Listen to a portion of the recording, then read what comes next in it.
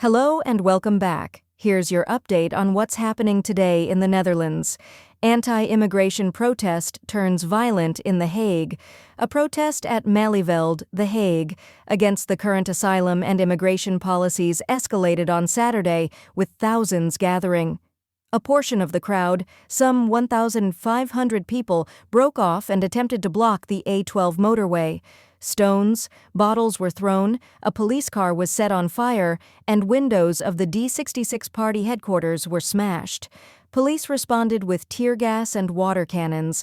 About 30 people were arrested, with more arrests expected as authorities examine video footage. 2 police officers were injured.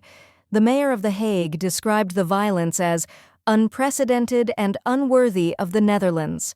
Many of those involved came from across the country, and political leaders across the spectrum condemned the unrest.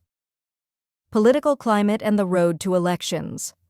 The country is preparing for general elections scheduled on 29 October 2025, following the collapse of the previous coalition over disagreements on immigration policy.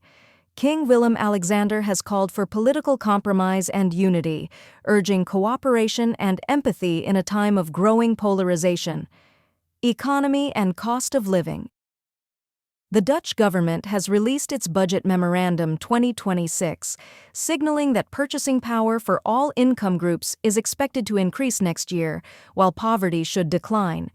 Key policy points include extending reduced fuel duties to control pump prices, maintaining public transport without cuts, increasing defense spending, and boosting investment in healthcare and social security.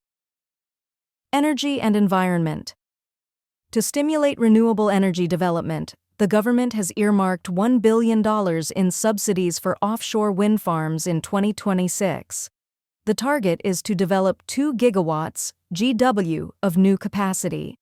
Meanwhile, rising grocery prices have drawn scrutiny.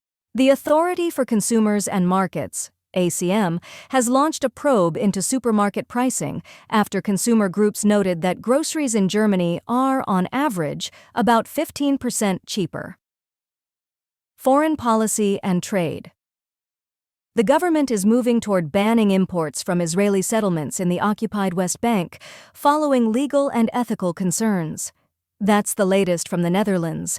Stay tuned for more updates as the election date draws closer and as policy debates, especially around immigration, cost of living, and energy, continue to shape the national conversation.